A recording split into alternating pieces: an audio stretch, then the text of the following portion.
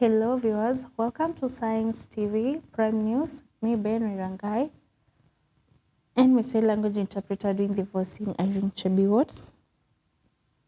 The Independent Electoral and Boundaries Commission IEBC has asserted its readiness to manage the upcoming general election, stating that the recently concluded by-elections provided a comprehensive test of its capabilities.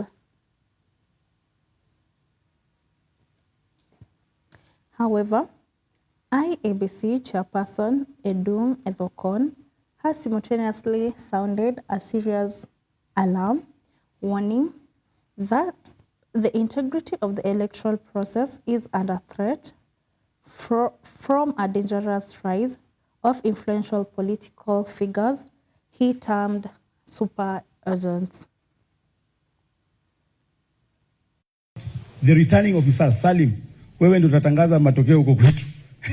Na ile ya Salim inakuwa final, so that the IBC chair only computes 290 forms for the presidential elections, because it's very tedious for you to tally 44,034 A's. Thank you.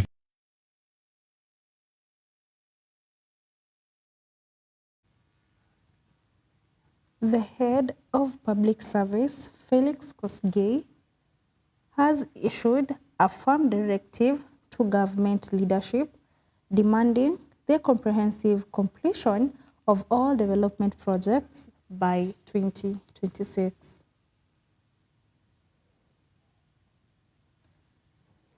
Speaking at a public service dinner held in Kisumu, Kosgei specifically instructed principal secretaries as well as heads of all state, corporations and government agencies to fully prioritize the finalization of these projects.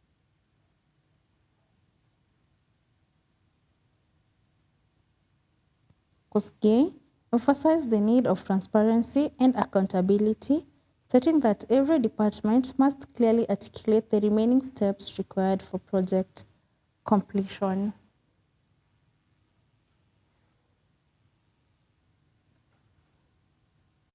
The Commission convened. 2026 cannot be a year of launching new initiatives. Instead, it must be a year of completion, consolidation, and laser-focused execution.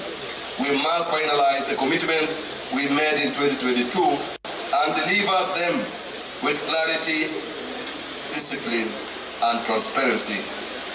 2026 must be the year we close every gap. We expect every institution to develop an honest and accurate scorecard. We are all aware that our fiscal space remains tight, and this reality must guide every decision we make in the public service. The demands on government continue to grow even as resources remain constrained, requiring us to demonstrate greater discipline, sharper prioritization, and unwavering value for money principles. We must ensure that every shilling spent delivers measurable impact. This calls for eliminating wastage, curbing non-essential expenditure, strengthening cost controls, and directing our limited resources toward programs that directly improve service delivery and the lives of Kenyans. In a constrained fiscal environment, efficiency is not merely desirable, it is obligatory. Moving on, the Ethics and Anti-Corruption Commission (Eacc) report for the 2024-2025 financial year highlights that bribery remains the most prevalent corruption offense reported across the country, signifying a continuing challenge in controlling direct solicitation of public officials.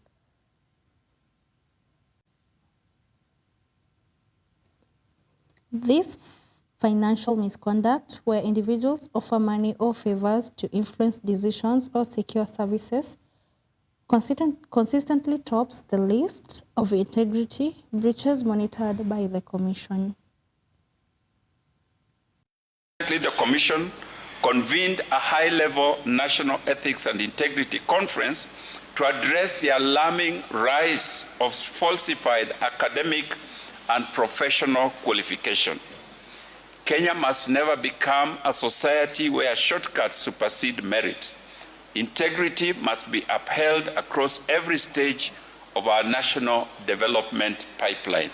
It is very sad that even very senior people in government are operating under false documents, forged certificates. It is an embarrassment to our society. If you want academic qualifications, we have more than enough universities in this country, and you can go there at any time. It is not like the old days where once you left the education pipeline, you could not go back. Now you can go back. Recently I saw a 92-year-old who had gone back to do KCSE. It is never too late. So please, let's not take shortcuts. Let's follow the right channel.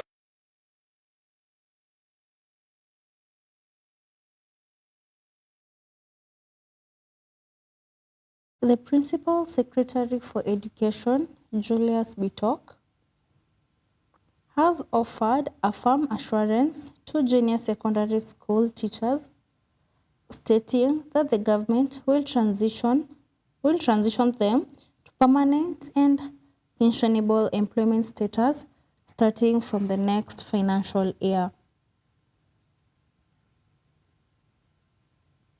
PS Bitok delivered the commitment while speaking in South Eldamaravine during the funeral service of Brian Kuto, the son of Metkei Girls High School principal Rosemary Kuto, who died shortly before his graduation ceremony.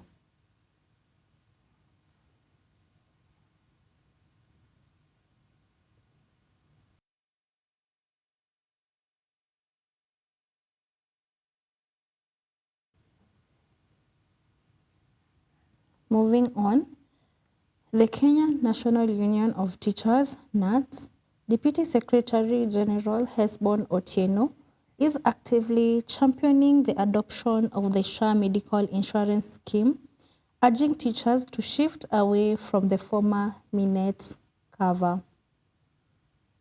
Otieno asserted that the SHA scheme offers significantly greater benefits and superior coverage compared to its predecessor.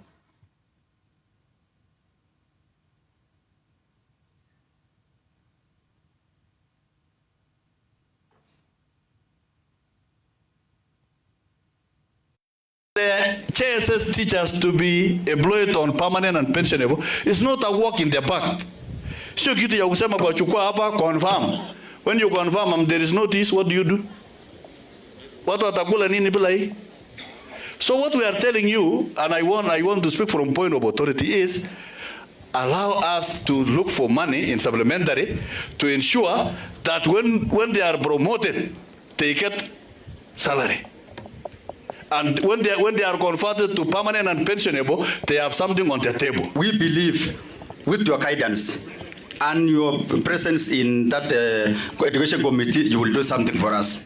So we are saying as teachers, we shall come January, we shall not go back to class without teachers being confirmed. Nataka kuambia walimu wa JSS, Mheshimiwa Rais amesikia malilio yenu, amewasikia sana, na nataka kuhakikishia kwamba ametuambia kwamba tujipange, tuhakikishe kwamba in the next financial year tuweze kuweka budget ili watu wetu wa JSS walimu waweze kuwa confirmed.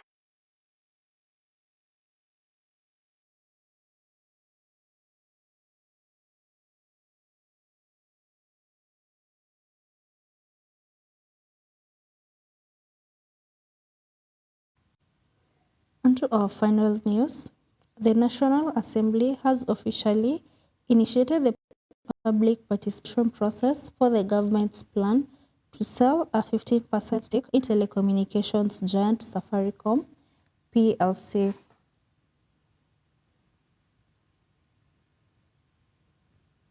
the proposed partial divestment, which is detailed in sessional paper number 3 of 2025, is projected to raise approximately 244.5 billion shillings for the government. However, the plan has already drawn sharp criticism from various quarters regarding its potential under devaluation and alleged lack of transparency.